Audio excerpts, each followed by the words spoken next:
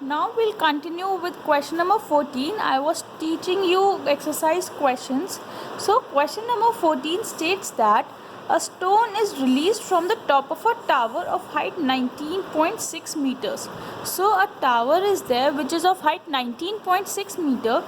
When a stone is released, so u will be 0 because no velocity will be there in the stone.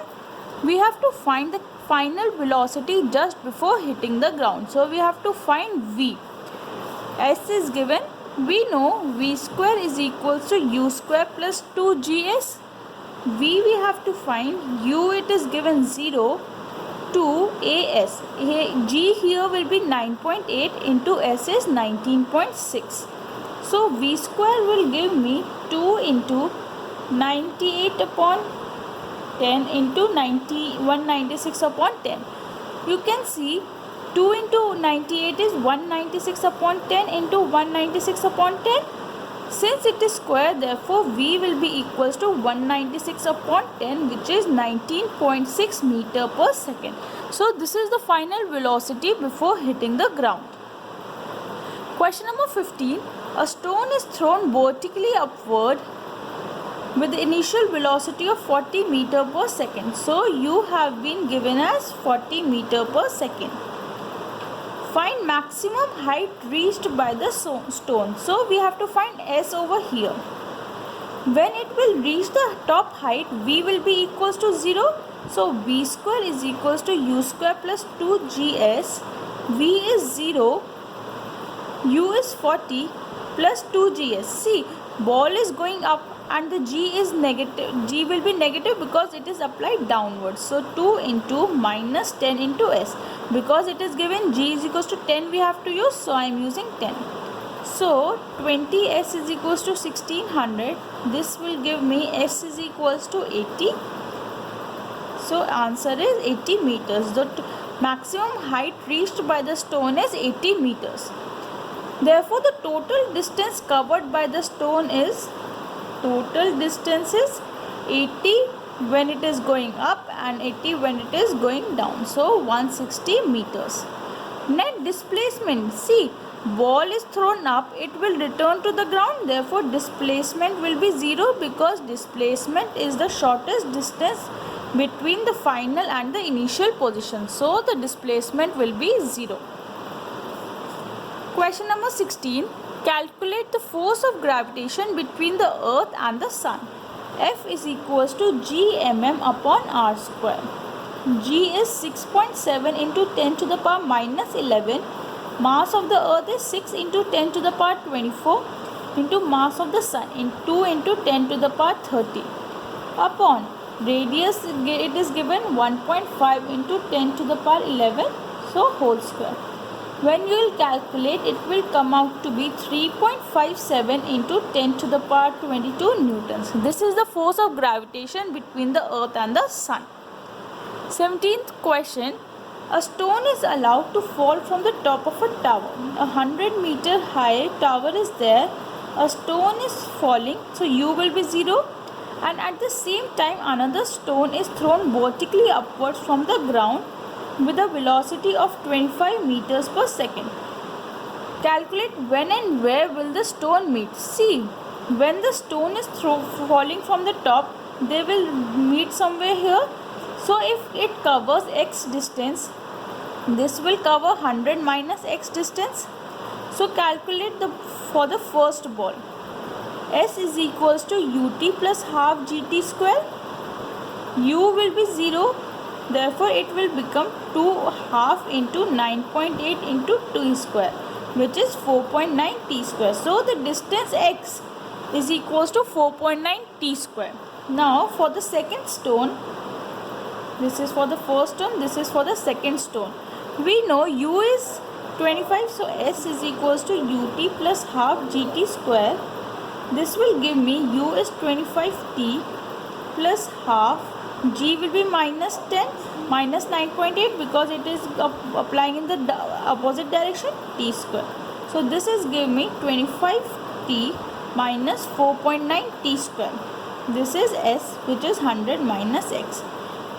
If I add these two equations, This will give me 100 minus x plus x is equals to 4.9 t square plus 25 t minus 4.9 t square.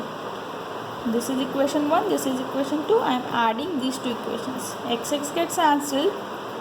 4.9 is equals to 25 t. Therefore, t is equals to 4 seconds. That means they are meeting at t is equals to 4 seconds. So, x distance will be x is equals to 4.9 into t square. So 4.9 into 4 into 4, which is equals to 16 into 4.9. 49 into 16 is 9, 18, 5, 6, 7. 7.84 meters. Sorry, 78.4 meters. So it is the stone will meet after 4 seconds at a height of 78 meters from the top. Question number 18. A ball is thrown up vertically, returns to the thrower after 6 seconds. So it is given total time is equals to 6 seconds. That means the ball to reach the top will be 3 seconds. So the time here is 3 seconds. Because time taken to reach the top will be 6 upon 2 is 3 seconds. We have to find the velocity with which it was thrown up. Here it is u. When it will reach the top, v will be 0. So we can find it by v is equals to u plus gt. V is 0, u we have to find. G will be minus 9.8 and t is 3 seconds. So u will be equals to 29.4 meters per second. Second part, maximum height. So we have to find s. S is equals to ut plus half gt square. So u is 29.4 into 3 plus half into minus 9.8 into t square. T is 3. So 3 square. This will give me 12, 27, 6, 7, 8 minus 4.9 into 9. So 49 into 9 is 44.1. 88.2 minus 44.1 is 44.1 meters. So the total maximum height it reaches is 44.1 meters. Third part, position after 4 seconds. See, after 4 seconds it will be somewhere here because 3 seconds it is traveling this. So after 1 second it will be somewhat here. So we have to find s is equals to ut plus half gt square. From here, if we talk about here u is 0. So this becomes 0 plus half into 9.8 into 1 square because 3 second तो वो ऊपर पहुँच गया, 1 second पे यहाँ है तो 1 second का we have to find the distance. So this is equals to 4.9 meters. So the total height it is, that means 44.1, total distance is 44.1 minus 4.9 is equals to 39.2 meter. It is 39.2 meters above the ground. Understood what I told you? We have found out the distance, this 4.9. So it is 39.2 meters above the ground. Question number 9. In which direction does the buoyant force on an object immersed in a liquid? So it is very easy. If an object is immersed in a liquid, buoyant force will be always in the upward direction. Question number 20. Why does a block of plastic released under water come up to the surface of the water? See, two forces are acting on an item in water. Here, one is the gravitational force that is pulling the object downwards, and one is the upthrust that is applied. It is pushing the object upwards. A block of plastic is moving to the surface of the water because here upthrust is greater than the weight of the object.